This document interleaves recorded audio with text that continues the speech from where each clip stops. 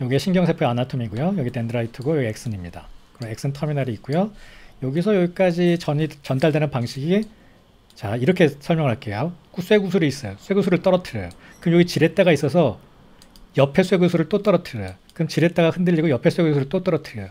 그 옆에 쇠구슬을 또 떨어뜨리고 하는 방식으로 이 통증 신호가 전달됩니다. 이 전이차에 의해서. 그러면 이 떨어뜨리는 힘이 늘 유지돼야 될 거 아니에요. 누군가는 공을 올려놔야 될 거 아니에요.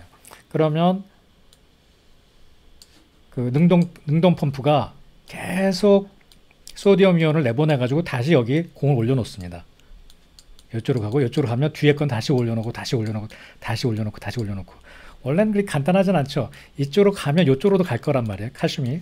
그런데 이쪽으로 가지 않는 이유는 한 번 탈분극이 일어나면 이게 떨어지고 나면 얘가 기능을 잃어버립니다. 한동안. 그리고 그 사이에 한 뭐 하루고 이틀이고 능동펌프가 계속 소디움을 내보내서 다시 플러스 마이너스 막전이를 만들어내죠. 그게 아주 간단하게 만든 신경 전달의 설명입니다.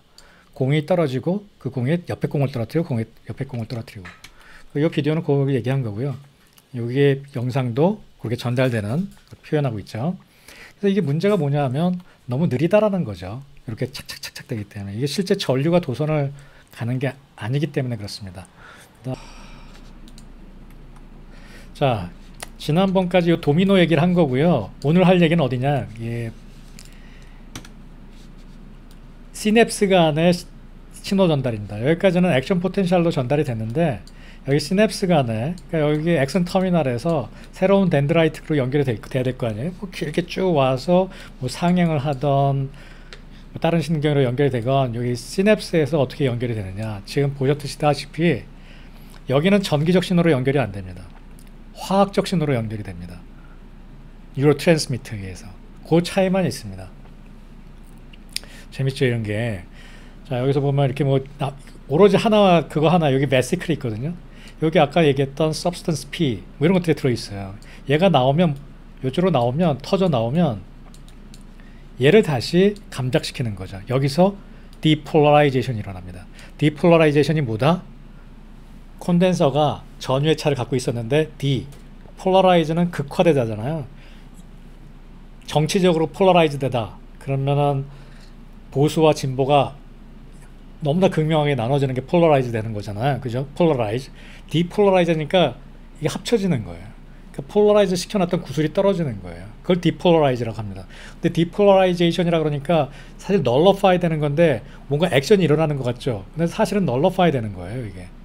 그러면 여기서 베시클에서 뉴로트랜스미터가 나와서 여기서 다시 디폴라이즈 시키는데 통증을 억제하는 것들은 아까 엔도제너스 오피오이드 얘기 나왔잖아요. 어떤 경로로든지 걔네들이 나오면 뭐 인턴 뉴런에서 나오던 우리가 밖에서 넣어주건 여기 보내는 놈한테 가서는 뉴로트랜스미터가 나오는 것을 억제시킵니다. 덜 나와요. 그리고 받는 놈한테 가서는 디폴라라이제이션이 안 되게 만들어줍니다. 뭐 방법은 여기서 포타시움을 내보내고 뭐 여러 가지 방법들이 있는데 저도 잘 모르고 알 필요도 없습니다. 제가 지금 말씀드린 거 직관적이고 쉽죠. 이렇게만 딱 알아두십시오. 두 시냅스 간의 신경 전달은 뉴로트랜스미터로 이루어진다. 그럼 결국 뉴로트랜스미터를 어떻게 제어할 것인가가 통증을 완화시키는 단서가 되겠죠. 이게 실제 너셉티브 페인이라면 완화시키는 게 마냥 좋은 게 아닐 수도 있어요. 신호니까요. 그건 가지고 있어야죠. 근데 잘못 통증이 전달돼서 계속 만성 통증에 시달린다고 생각해 보십시오. CRPS 같은 걸로 계속 칼로 찌르는 듯한 통증에 파이브로마이아지아로 그럴 경우에는 우리가 이 통증을 억제시켜 줄 필요가 있습니다. 근본을 따라서 통증 자체를. 자, 통증 절달 물질에는 뭐 여러 가지 있지만 브라디키닌, 프로스타글란딘은 저기 엔세이드 때문에 꼭 알아두셔야죠. 그리고 프로스타글란딘이 어떻게 위벽을 보호하는지. 얘는 나쁜 일만 하는 게 아니거든요. 염증 물질이지만 또 무코스를 위해서 내보내게 하는 역할도 하죠. 브라디키닌 얘는 소변을 나오게 하지 않나? 예. 그다음에 프로스타글란딘 또 뭐 있어요? 그 밖에도 다른 신경전달 물질이 많이 있습니다. 이게 케미컬하게 시냅스에서 전달된다. 이 사실만 기억하십시오.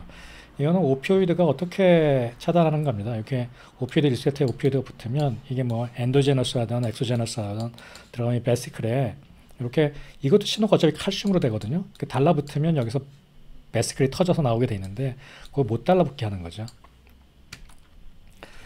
그래서 어떤 신호든지 간에 그게 화학적이건 온도건 통과이건 이렇게 afferent 가고 뭐 반사 같으면 여기서 바로 돌아 나와서 efferent로 가서 근육을 움직이고 아니면 뇌로 가죠. 여기서 이렇게 뇌로 가게 됩니다. 뇌로 갈 때 이렇게 반대쪽으로 간다는 게 더 재밌죠. 이건 다 생리학 시간에 했던 겁니다. 그럼 이게 어떻게 임상적으로 연결될 것인가? 자, three types of gate theory가 있습니다. 하행성 통증 조절의 세 가지. 첫 번째는 gate theory, 우리가 학교에서 배웠던 gate theory고요. 두 번째는 DNIC, diffuse noxus inhibitory control이라고 합니다. 세 번째는 이건 뇌에서 조절하는 거예요. prefrontal cortex에서 조절하는 기전을 말합니다. 이 세 가지 기전이 주로 통증을 억제하는데 우리가 살펴봐야 될 거고요. 이 세 번째 게 상당히 인지적인 것을 표현합니다. prefrontal cortex에서 일어나는 게.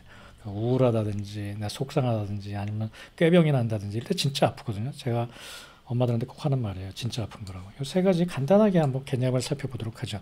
사실 제가 지금 말씀드리는 것들은 그렇게 꼭 알아야 되지 않아요. 왜냐하면 이 학설이 매년 변해요. 그러니까 아직 결정적으로 통증을 설명하고 있지 못합니다. 그럼 우리가 실제 환자 보는데 필요한 것만 알면 되잖아요. 자, 첫 번째 게이트 테오리는 굉장히 역사가 오래됐습니다. 1965년부터니까 쉽게 말해서 그냥 A 베타 파이버 기억나시죠? 우리 신경전자 파이버는 A, B, C가 있죠. 근데 B는 우리가 별로 다루진 않아요. A, B, C 중에서 통증이 베타밖에 없어요. A 델타도 있지. 통증은 A 델타죠. A 베타는 이제 쓰다듬기 뭐 이렇게 되니까. 기억하시죠? A 베타 파이버가 faster단 말이에요. 더 우선순위를 가지는 거죠. C5보다. 그리고 A 델타 파이버보다. 그러니까 통증보다 기분 좋은 자극이 더 큰, 굵고 마이어네트된, 얘도 마이어네트 돼 있죠. 얘는 마이어네트가 안 돼 있죠. 수초화가 돼 있다 안 돼 있다 크다 그랬잖아요. 도미노로 전달되다가 수초화가 돼 있는 부분에서는 절연체라 그랬죠. 그래서 거기서 막전이가 발생하지 않습니다. 콘덴서가 없어요. 거의 그냥 칼슘이 확산돼요. 디퓨즈 돼요. 근데 그 속도가 막전이 도미노보다 훨씬 빠른 거죠. 그래서 A 델타건, A 베타건, C보다 훨씬 빠릅니다. 근데 이런 신호가 우선순위에 따라서 오버라이드 시켜버리는 거죠. 내가 지나가는 길에 너네들은 못 들어와. 그래서 차단시킨다는 게 이 타이피컬한 옛날에 우리가 배웠 어떻게? 예, 베스클에서 나오는 통증 전달 물질을 덜 나오게. 그 얘가 덜 받아 처먹게. 그래서 디폴라이제이션이 안 일어나게 하는 겁니다. 근데 이 방법이 다양한 거죠. 첫 번째, 방금 비디오 봤던 게이트 티어리, 오버라이드 하는 거. 두 번째, 요거 했고, 요것도 침 기전을 설명할 때 많이 설명되는데요. 얘는 아까 이 방법으로 통증이 여기서 억제되려면, 여기서 다른 자극이 들어와서 억제되려면 이 자극이 같은 세그멘트여야 돼요. 무슨 말인지 아시겠어요? 자, 여기 망치로 맞은 데랑 내가 자극을 주는 데가 다른 데서 들어오면 이게 안 돼요. 왜냐면 신경이 다르잖아요. 근데 맞은 데랑 여자친구가 만져주는 데랑 이거 뭐라 그래? 이너베이션이 똑같은 거예요. 세그멘트가. 그러면 요쪽에서 만졌지만 요쪽에서 아픈 거랑 얘가 같은 선을 따라서 가게 된다고요. 합쳐진다고요. 그럼 여기서 얘를 널러파이 시키는 거예요. 무슨 말인지 이해가죠? 예. 그러니까 이 중요한 있습니다. 이게 그러니까 내가 세그멘트로 조정하고 싶다 그러면 같은 너브 이너베이션에서 해결하셔야 돼요. 그러니까 그 세그멘트를 떠나면 안 돼요. 엑스트라 세그멘트가 아니에요. 이게 첫 번째 얘기입니다. 근데 diffuse noxus inhibitory control은 어디든지 상관없어요. 얘는. 왜냐하면 얘는 뇌에서 일어나는 일이기 때문에 그래요. 얘는 쉽게 말해서 이통제통입니다. 통증으로 통증을 억제한다. 뭐 뒤에 나오겠지만 아까 그 방법은 만지는 걸 뺀 순간 통증이 나타나요. 그 세그멘트에서 일어난 통증 억제 기전은. 그런데 diffuse noxus inhibitory control은 뺀 다음에도 효과가 나타나요. 그럼 얘는 자극의 방법이 달라야 돼요. 이것도 한의사 선생님이 쓰신 블로그에서 제가 가져온 거예요. 아세요? 이성준 선생님. 아시는 분이면 고맙다고 전해주세요. 이렇게. 이거 굉장히 그 최근 들어서 많이 왜냐하면 그 기존의 게이트 테오리는 침을 설명할 수가 없어요. 그건 완전히 말도 안 되는 얘기예요. 기존의 게이트 테오리 그 A 베타 5가 C5를 신경 전달을 오버라이드 한다는 이론은 전혀 말 자체가 되지 않습니다. 저랑 같이 공부하시다면 이해가 가실 거예요. 그 이론은 침을 억지로 설명하고자 옛날에 만들었는데 전혀 맞지 않고요. 그 교감신경과 부교감신경도 거기서 나뉘어요. 그 A 베타 5를 자극시키는 방법은 부교감신경을 자극해요. 그래서 침 맞으면 편해지고 하는 게 그런 거죠. 쓰다듬기니까. 근데 디퓨전 액세스 컨트롤은 이니비토리 컨트롤은 전형적인 그 교감신경을 항진시키는 거예요.